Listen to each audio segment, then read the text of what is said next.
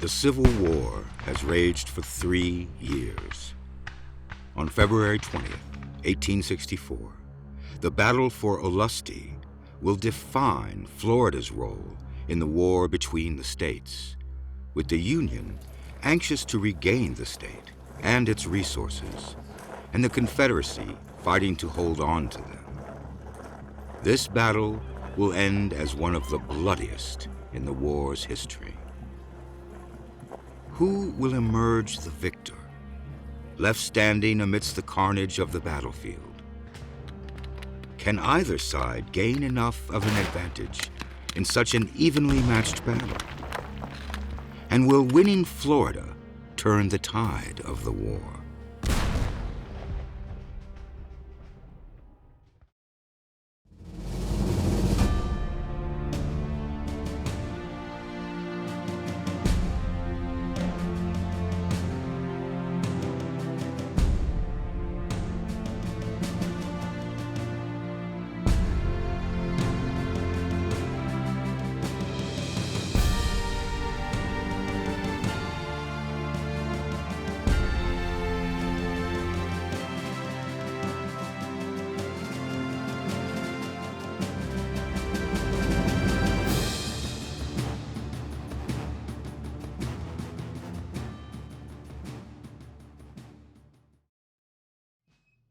On the day South Carolina seceded in 1861, U.S. Major Robert Anderson and his small force of 85 soldiers were placed in Fort Moultrie along the Charleston Harbor. Anderson refused to surrender Fort Sumter to Confederate forces on April 11th, and at 4:30 the following morning, the fort withstood a 34-hour shelling. The Civil War had officially begun. While Major Anderson was making a stand at Fort Sumter, Union forces landed near Pensacola, Florida, on April 12th to reinforce Fort Pickens.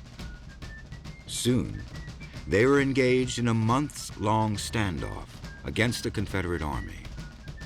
When it ended in May 1862, Fort Pickens was in Union hands and remained so for the duration of the war. The northeast region of Florida fell that year, with Fernandina, St. Augustine, and Jacksonville now under Union rule. Florida sent 15,000 of its soldiers out of state to fight for the Confederacy, with about 1/3 failing to return by the end of 1862. The state, meanwhile, was having trouble providing its own military protection, and militias were spread thin. Even early in the war, as the Union managed to gain footholds throughout the state, the eastern part of Florida felt abandoned by the Confederacy that they had once been so fervent to join. With already dwindling resources, Florida's only defense had been a hastily assembled and ineffective militia. When the Confederate government took over all defense of the state in January 1862, this move abandoned the state-run militias left in the wake of Florida's soldiers who were leaving to fight out-of-state battles.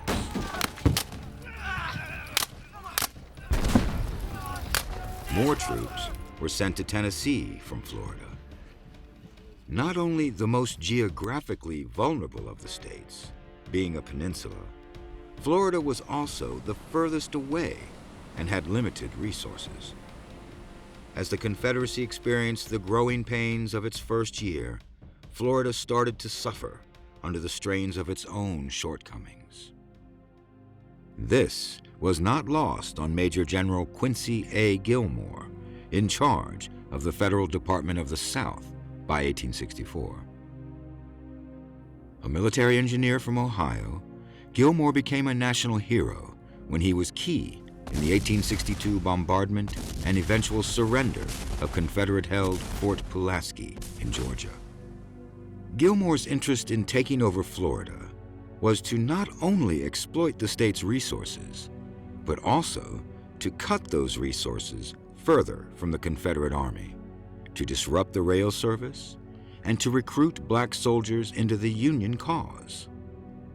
With an election year coming up, it was also desired to bring the disenchanted state back to the cause of the federal government. President Lincoln, in his December 1863 Reconstruction Proclamation, had even expressed a hope to see Florida return to the Union. With the passing of the Second Confiscation Act of July 17, 1862, the President was officially given power to recruit persons of African descent into the Union Army.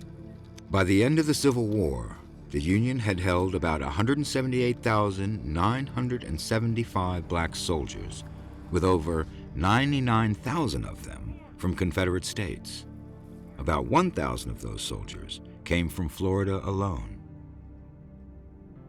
On February 4th, Gilmore commanded Brigadier General Seymour to dispatch a portion of the troops, mostly brought in from stations along the South Carolina coast, to Florida.